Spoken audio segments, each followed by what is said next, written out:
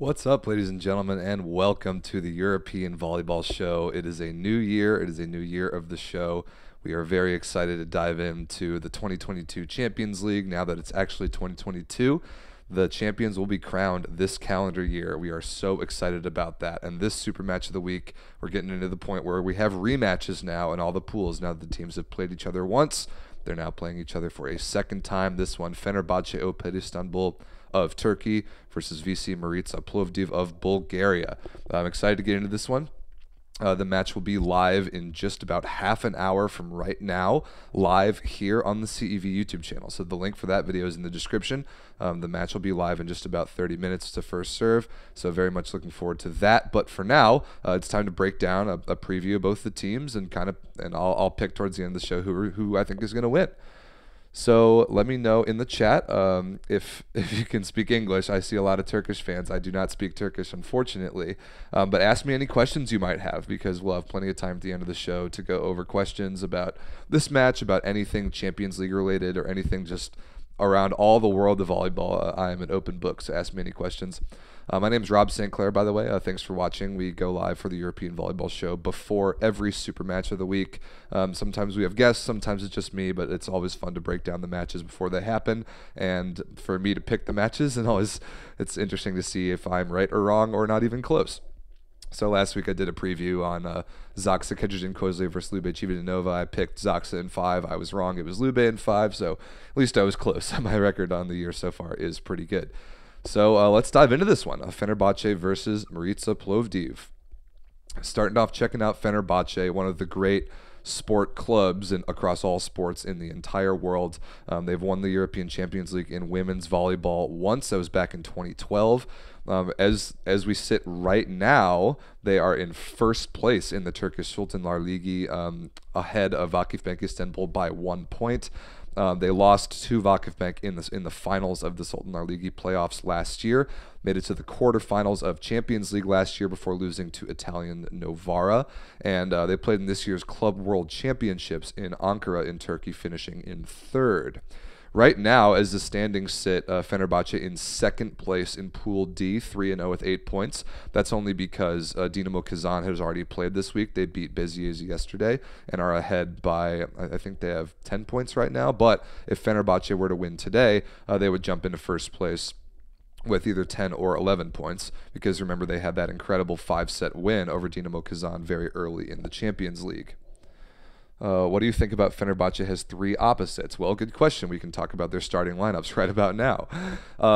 Some of the things are pretty certain. Naz, the setter for Turkey, who, although she retired from the national team as announced recently, we know that she is still one of the very best setters in the world at only 31 years of age. I expect her club career to continue for many years. Miliha Ismailoglu and the birthday girl, Irina Fedorovtseva, on the outsides of just absolutely elite outside hitter duo. We'll talk about Irina significantly as this match goes on.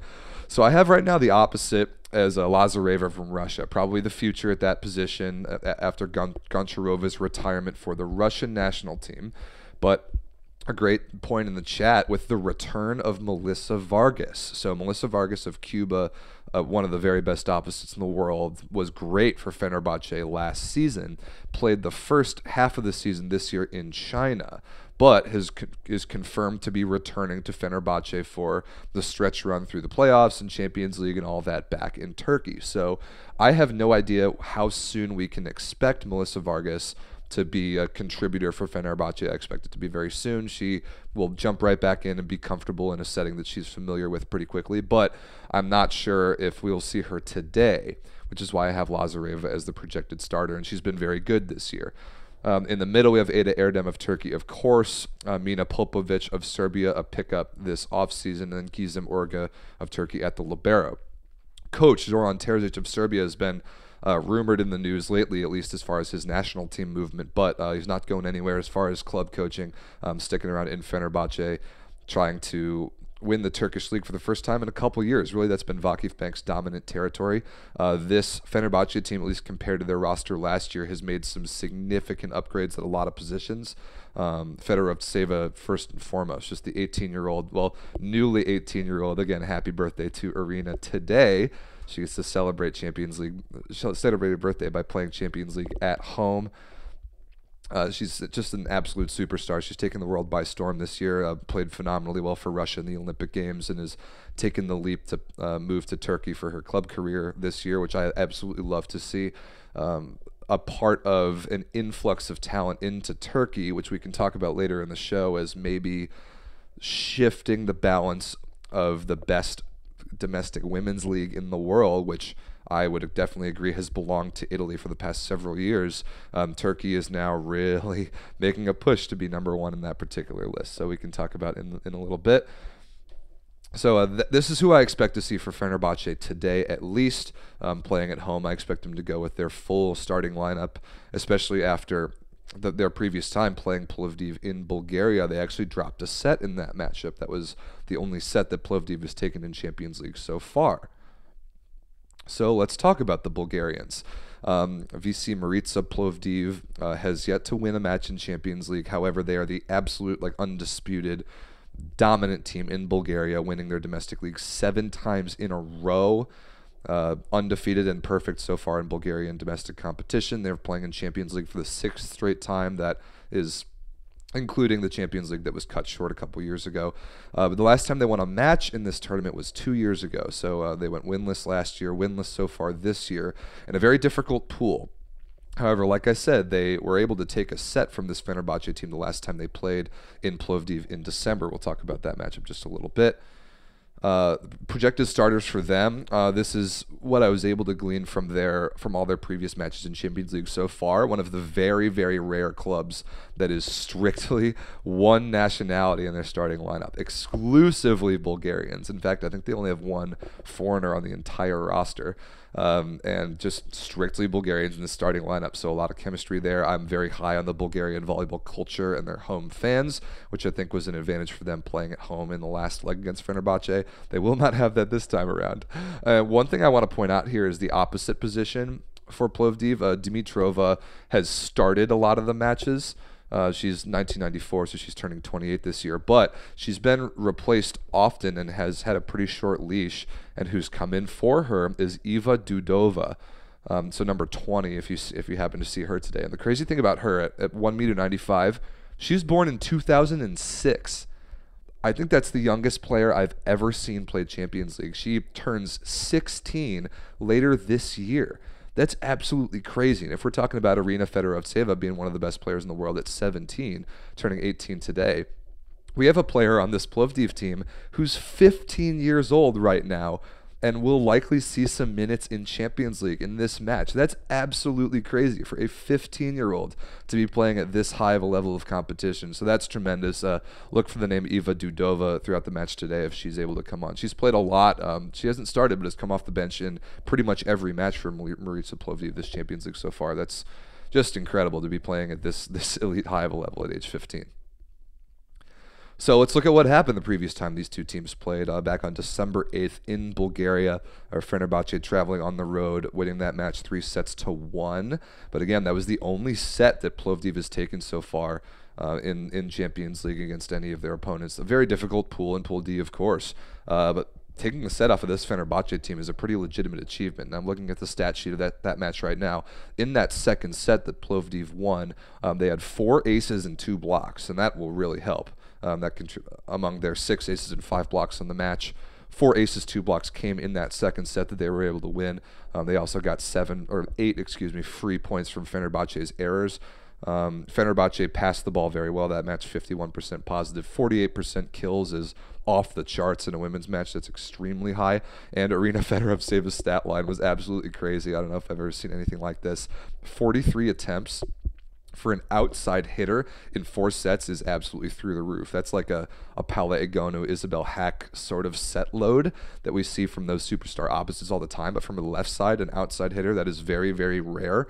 And not only did she hit that many balls, she scored 25 times and only made one error for well above 50% efficiency. Efficiency. That's absolutely crazy. I prefer the efficiency stat that takes the errors and times blocked into account, just for a better picture of the broader output of that offensive player. And like 558 efficiency is an otherworldly number, and she was 17 at the time, so that's absolutely nuts. But yeah, Plovdiv taking a set from Fenerbahçe back in Bulgaria in December.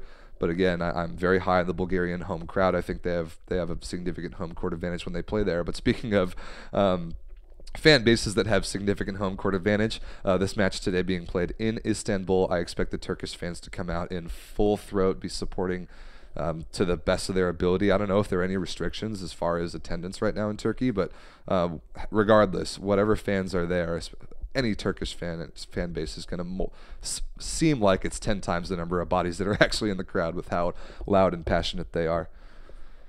Okay, so moving on to a couple other matches this week in Champions League as we start to break down this one a little bit more. Yesterday, a couple interesting results. Dinamo Kazan beat Beziers in this same pool, Pool D, which is why Kazan has taken first place in Pool D just for the moment. We'll see if Fenerbahçe can overtake them today.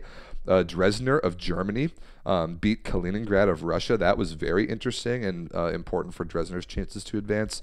And then also today, at the exact same time as this match, the feature match of the week that we're talking about, Dinamo Moscow against THY Istanbul. Those two teams played a phenomenal five-setter back in the previous leg, so looking forward to following along with that one. So to talk about this matchup just a little bit more, going back to looking at the previous matchup and looking at the stats, Fenerbahçe, an unbelievably aggressive serving team. You see Arina Fedorovtseva with their aggressive jump spin serve all the time. In that last match against Plovdiv, they made 18 service errors in 4 sets, which for a women's team is a lot. Like, you see that number of service errors from the men occasionally because so many of them are aggressive jump spin servers, but 18 service errors for a women's team in 4 sets is a lot. That's more than 4 errors per set, and I'm sure Coach Zoran Terzic is okay with them being aggressive because they get the return on that aggressiveness more often than not. But in that last match, only 2 aces to those 18 errors, so that ratio not very good, and I would expect Coach Terzic to want that to be significantly better this time around. However, Plovdiv's passing percentages that last match, 43% positive, 23% perfect. Not bad, really not bad at all, especially with Fenerbahçe being that aggressive of a service team. If Plovdiv has any chance in this match, the match coming up today and the rematch, they're going to need to pass the ball extremely well. They don't have the level of firepower that Fenerbahçe has. Their wings are balanced. They all 3 of their wing spikers, 2 outside hitters, and an opposite will see a pretty balanced set load. Alexandra Milanova, 29 attempts last time. Silvana Chausheva, 32 attempts last time. Both about 40% kill percentage. That's okay, but not great. If Plovdiv has any chance, they're going to need to be able to pass the ball well enough to run the middle on offense, because Fenerbahçe has so much just firepower and scoring ability in transition and out of system against any level of blockers, against any speed of set. It doesn't matter. Fedorovtseva, Lazareva, any of those players can score out of system. So if Plovdiv has a chance to keep pace with that, they're going to have to do something to kind of swing the serve and pass battle into their favor. And I mean, we talk about that all the time. High-level volleyball, it just so often comes down to serving and passing. And if Fenerbahçe's ace-to-error ratio can be better than 2-18 like it was last time, I really like their chances in this match. So I'm going to scan through the chat here really quickly just to go over some questions. Let's see. That Moscow game will be good. I agree that is a good matchup, and that'll have a lot to do with that pool. Who do you think is the GOAT of volleyball? Greatest of all time, man. That is too big of a question for me to answer in just the time period of this show. Let's see. Continuing to scroll up here. I think I saw a note earlier about what did you think of the FIVB or Volleyball World's top 12 players of the year list. I actually talked about that on a show that I did last night. I have a show called The 9x9 on the Volleyball Source channels where we went over that in a lot more detail.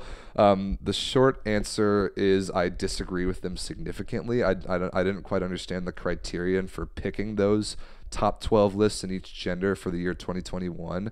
If it's just popularity, then I also kind of disagree with the list. But if it's for on-court performance, I also disagree. I don't know. I'm actually working on my own top 12 lists for men and women for the year 2021. I'll put those out. Follow me on Instagram at @rstclair1. I can see if you guys agree with my list a little bit more than the FIVB's. Okay, going through some more questions in the chat. Can you play guitar? No, I just have these on the wall behind me strictly as decoration. I'm kidding. Yes, I play guitar. I like music very much. How did you choose top 12 popularity on the web? Yeah, I really don't know. I would like to talk to somebody from Volleyball World about the list that they put out and just be curious about the criterion for choosing their players. Only a couple players from this match. Ada Erdem was in that top 12. Arina Fedorovtseva was in that top 12. But past that, it was pretty confusing to me. Okay, so hit me up with any other questions about anything else volleyball related. If you want to ask any questions about Champions League or about Fenerbahçe or about Plovdiv or about any other matches that are going on. There's a lot to talk about. Unfortunately, the Champions League is being affected a little bit with some COVID-related cancellations. Like I know Corneliano was supposed to play either today or tomorrow, and that's been postponed to next week. I was actually supposed to commentate one of their Super League matches later today. That's also been postponed. So the COVID effect is happening all over volleyball right now. And so if you want the most up-to-date schedules as things change, which happens very rapidly these days, check out all the details on cev.eu, the website for all the most official information on Champions League. What do you think about Daniele Santarelli being Serbian women's volleyball team's new head coach? So I've heard that as a rumor. I'll wait to see if it's confirmed for sure. But it's a very interesting move, especially with the rumored departure of Coach Terzic, who coaches his Fenerbahçe team. He's rumored to be going to Russia. Very interesting. I think that Serbian women's volleyball and men's volleyball both, they've always really had mostly Serbian coaches. That's a position that they've always wanted to keep in-house. Some national federations look at that differently with in terms of hiring foreign coaches versus keeping coaches of their own nationality for the language barrier and for many other reasons. But Santarelli is a genius, and I think Serbia, they've kind of reached a little bit of a ceiling here lately. Now they had their unbelievable run winning European Championships the last 2 years before this year, but they didn't have the Olympics that they wanted to have. They were completely shut down in the semifinals by the United States, and I think they need a little bit of a different philosophy for how their offense runs. I think they lean on Tijana Boskovic a little bit too much, and they could use more balance in their offense, and they have the tools to do that. So I think a little bit of a new perspective is going to be nice for them, especially an Italian perspective. That style of volleyball actually just might fit really well with the pieces that Serbia, the national team, has. You have Boskovic, who's one of the best on the planet, and then other than that, they have good role players who can score and can do smart things with the ball. And that, that fits the Italian style of volleyball coming from Santarelli, fits the way that the Serbian national team might want to play going forward. As far as it's confirmed that move. Okay, yeah, that might be the case. It's always confusing for me. I mean, I'm from North America. I'm not used to seeing transfer rumors. Well, this is like a national team coaching transfer, so it doesn't affect the club season. But I'm not used to seeing like confirmed transfers for next season in the middle of a current season, which leads into the question about rumors surrounding Paula Egonu.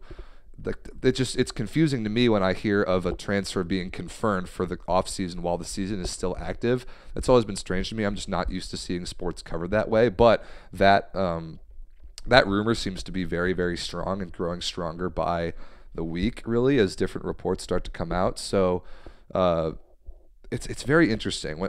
I'm curious to hear the way, and I can ask some players about this as they come as guests on the European Volleyball Show in the next few weeks.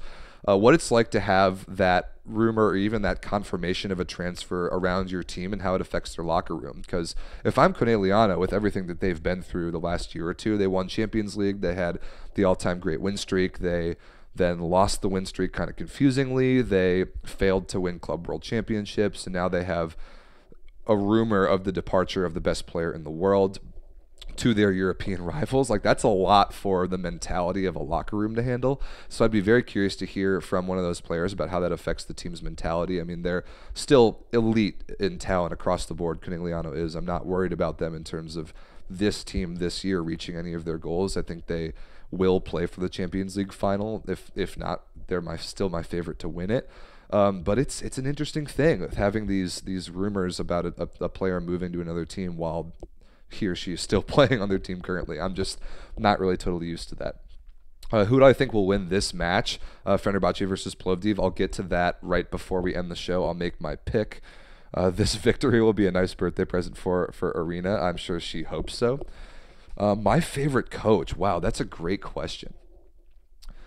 Just thinking about the men's game, I'm a huge fan of Coach Nikola Grbic. I thought last year with Zaksa and Kozley, he did unbelievable things, and that team kind of rewrote the book on what in like an internationally top-level successful men's club could look like. That the play style that they had was so unique, and he was an unbelievable player back in his day. He had moderate success for the Serbian national team. Now it seems that he'll be the coach, confirmed the coach of the men's national team for Poland, which I'm very interested to see. So I'll pick Coach Grbic just because I'm kind of excited to see what he's able to do in that new position. Question in the chat. Giovanni Guidetti complained about players being offered contracts in the middle of the seasons because Fenerbahce did it to Zara Gunesh in early 2021. He did the same to Agonu. I have to agree with that. And I think it just comes from my sports watching background. In North America, you would never, ever see a rumor of a trade or a transfer or anything like that, or especially like a confirmed report of a transfer into the offseason during the season. You would absolutely never see that. And I think volleyball could use some of that because it seems like this arms race that happens in off-season transfers is happening earlier and earlier every year. And I don't like that, especially because when you're a team that is already trying to make the moves for next season, you don't even know how this season is going to end up. If you have a team that you don't totally know about how all the pieces are going to perform, maybe they catch fire and they play really well towards the end of the year and they overachieve expectations. But if that happens, then you've already made all your decisions for next year. Then you've built some great continuity and some chemistry, and you're just going to shatter that before even the season is over. And I just don't agree with that philosophy for building a team. It's weird. Like club volleyball and national team volleyball are so different. And we've talked about it on the show many times, like going back to last year's show as Dan and I were breaking down Champions League. The play style differences of national team versus club and just the culture and the tournament structure. And it's very fascinating to break down the similarities and differences between volleyball and club versus national team. But one thing about club that I don't like is the way that transfers work. I like the continuity of a club team year over year, keeping some of the same players, building the chemistry, like what Corneliano did from last year to this year. That's almost the same team over the past 2 or 3 years. Since Paula Egonu has been there, they've been mostly the same team around her. Like last year's team compared to this year, really the only thing they did was swap 2 American outside hitters in for 2 other American outside hitters, and Miriam Silla is still there. So really their starting lineup will probably be 6 of the 7 same players from last year. I like that. Zaksa on the men's side did the exact same thing the last like 4 or 5 years. They had almost the same pieces. They really developed their culture, their chemistry, their play style, and they built it over several years, and it achieved. They won Champions League with it. I like that better about like club teams' continuity year over year, and I understand that it's a business because there's some very serious money being offered to these players to take these contracts in various teams, other countries. But like I'm saying, it disrupts the flow of a team in season, especially when you get to the part of the season that's so much more important, getting towards the playoffs and domestic playoffs and Champions League and that sort of thing. And you're already working on building your roster for next year before you even know how your current season is going to end. I would like for volleyball to stop that forward momentum of the transfer window and start to try pushing it back just a little bit. Okay, I'm looking through the chat. Thoughts about this year's Men's World Championship? You think Poland can defend the title? Good question. I'm very excited about this year's World Championships, both men's and women's, being played in Russia. The calendar is very interesting because we just had the Olympic Games last year. We'll have VNL in the summer, which, I mean, all the teams, the national teams treat VNL very differently, and we'll see what they do with their rosters. But do I think Poland can repeat? Yes. Do I think they have the talent to do so? Yes, I do. It's going to depend on how Grbic wants to run that team, because I really think they made some personnel mistakes last year. I think Mikhail Kubiak's time as a starter for Poland should be over. I think that's Kamil Semeniuk deserves that spot now. I think Marcin Janusz of Zaksa now deserves a serious look at the starting setter position for Poland men. I think Bartosz Kurik versus Łukasz Kaczmarek is a conversation that needs to be had. So, I mean, they have Wilfredo Leon. They have the best player in the world. I will never pick against them. But they had a lot of disappointment this past national team season, talking about the Polish men's team. So, new coach might just be the solution for them. We will see. All right, gonna get one or two more questions in the chat before I make my pick and we wrap up the show to go and watch the match. Let's see. How can you expect to top the performance from Hawk right now? She still has half a season to go. Yeah, I mean, yeah, I agree. You know what you have with the players right now, and I think Vakifbank has built something phenomenally good the past couple years. They really have been tremendous. They've been unbeatable in Turkey for the most part, even though Fenerbahçe leads them by 1 point in the standings right now. They won Club World Championships. They were so close in Champions League. I don't know about disrupting that. We'll see if it's just a straight-up opposite switch. I don't want to totally confirm all these rumors despite the reports because I'm just not used to confirming transfer rumors in the middle of a season. But it looks like there will be some significant shakeups, and a conversation we can have down the road is, do some of these rumors make perhaps Turkey the best women's league in the world? And I think there's a conversation to be had around that. So that is about it. It is time for me to make my pick for this match, the super match of the week for Champions League, Fenerbahçe versus Maritza Plovdiv. I don't think a lot of you will be shocked by this. I think many of the fans in the chat will agree with this. I'm going to pick Fenerbahçe 3-0. I think they went on the road to Plovdiv last time. They dropped that second set. They gave a few too many points away, and they had Plovdiv caught fire with a couple of aces from the service line and were able to take a set. But just talent across the board. Fenerbahçe is just superior at every single position, and playing at home in Istanbul is probably the greatest home field advantage in all of volleyball, and definitely all of women's volleyball. I just think they have so much talent. They have a lot to play for. They're keeping pace with Dinamo Kazan in this pool. And I just don't see Plovdiv being able to come into this environment and do any damage against this Fenerbahçe lineup. I think it'll be a great birthday present for Arina Fedorovtseva, turning 18 today. My pick is Fenerbahçe 3-0. So with first serve starting in just about 5 minutes, that is about all the time we have for the show this week, ladies and gentlemen. Thank you very much for watching. Tune over to their YouTube stream. The link is in the description here, or you can find it easily just by clicking on the CEV channel. Make sure you have subscribed here to the CEV channel. If you like watching volleyball, there's a big red subscribe button. Make sure you press that. You can't miss it.